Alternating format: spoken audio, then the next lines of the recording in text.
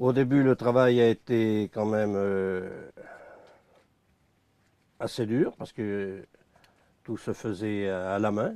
Il y avait naturellement beaucoup de main-d'œuvre, mais la mécanisation n'était pas apparue, hormis les lieuses ou les faucheuses pour couper le foin ou, ou les grains. Quand c'était la fenaison, eh ben, il fallait faucher, ensuite il fallait faire sécher. Souvent, l'après-midi, là, sitôt le déjeuner, là, on partait avec des fourches, retournait le foin là, comme il y en avait pas assez faneuses encore qui vous retournent le foin là, et qui font sécher. Donc, ensuite, avec une râteleuse, on ramassait en roue, on faisait les meules, qui étaient quelquefois emportés par le vent même, et on rentrait le foin avec la fourche et en vrac.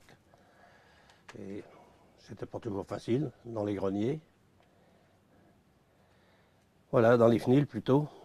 Pour la moisson, déjà le remembrement n'était pas, dans ma prime jeunesse, le remembrement n'était pas arrivé encore. Il y avait beaucoup de parcellaires et entouré de haies, la plupart du temps. Alors pour passer la lieuse qui était tirée les premiers tours par deux chevaux, après on en mettait trois, il fallait détourer le champ, c'est-à-dire il y avait un faucheur là avec qui fauchait avec une faux à râteau qu'on appelait là, qui détourait le champ et souvent c'était un gamin comme moi là qui javelait derrière, qui ramassait, qui faisait les javelles, qui liait après et c'est comme ça qu'on attaquait les champs de céréales. Je dois dire aussi qu'il y avait beaucoup de ronces et que j'en ai ramassé pas mal dans les doigts à cette époque-là. C'était pas toujours très agréable, mais c'était comme ça. Quand les gerbes, on les ramassait, nous dans la région, on faisait des tas en croix de 17, 4x4 et un chapeau. Que l'on rentrait ensuite, qu'on entassait s'il y avait un hangar sous le hangar, ou on faisait un gerbier s'il n'y avait s'il y avait pas de toit.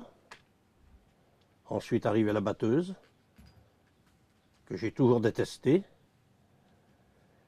Et parce que c'était vraiment pénible, on était dans la poussière, le soleil toute la journée, et ça j'étais horrifié à l'idée d'aller à la batteuse, mais il fallait bien y aller. Parce que chez nous on battait 4 jours et il fallait quand même. Et je peux vous dire que tout ça s'est passé à Martisé. Quand on est arrivé ici, j'ai dit. J'avais d'ailleurs pas très envie de continuer le métier parce qu'il m'avait fait beaucoup de misère jusqu'à 20 ans.